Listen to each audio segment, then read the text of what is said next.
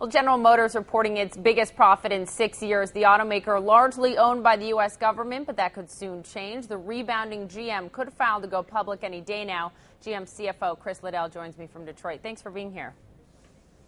Good morning.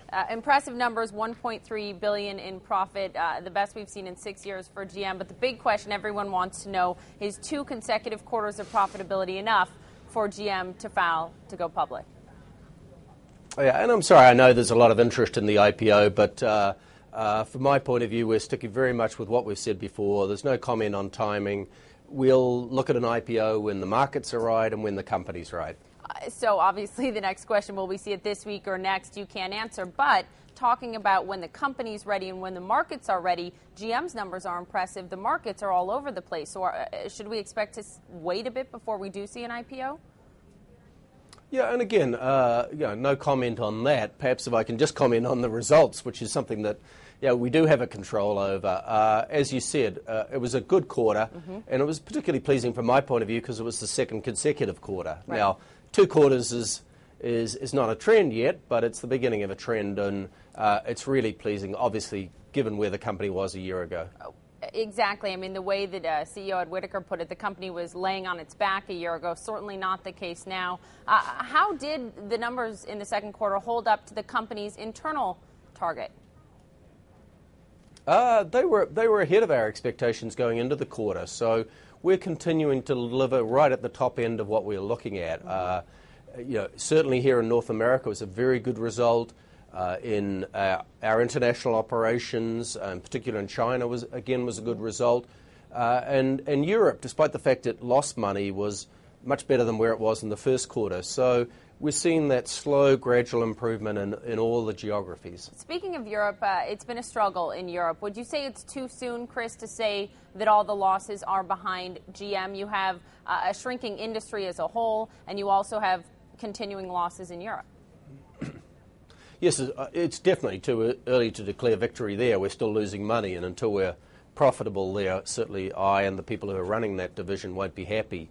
What is important is that we're laying the foundations for break-even and profitability there afterwards. So we're taking a lot of cost out of the system, we're starting to make some improvements in the marketplace, and we're starting to lessen the loss. So I guess we'd say we're satisfied with how much progress we've made, but clearly not declaring anything like victory yet. When will we see GM break even in Europe, do you expect? Well, our target is to look at around a break-even situation next year. Now, that's clearly going to be dependent on what happens to the industry overall, which is a big determinant. But if the industry is at least reasonably favourable next year, given all what we're doing this year, we've got a chance of being break-even next year. When we do see GM go public, A, would you like the government to sell off all of its shares as soon as possible? And B, do you think that shedding that government Motors name will really help the company in terms of its bottom line? Well, I think how much the government sells is really their decision. I'm if you like, neutral on that. All I do is look at focusing on making the most possible money that gives everyone the maximum flexibility. So what our shareholding structure looks like in the future is not something that I'm spending a lot of time worrying about. When you look at the bottom line, how important do you think it is to get rid of that nickname that we know folks at GM don't like, Government Motors? I mean, are people avoiding GM because of this bailout reputation? Will it really help to get rid of that and stand on your own 2 feet once again? Well, I think what will really help is giving people the confidence in our vehicles, not only in the quality of them, but the fact that there is a company that's going to sit behind the warranties that we have and sit behind the vehicles over the lifetime of when they own them. So that, to my mind, is the fundamental issue. And also remember, we tend to focus on sales here in North America, but we sell many more vehicles internationally than we do here in the US and North America overall. So places like China, really, the shareholding structure, I don't think influences purchases at all.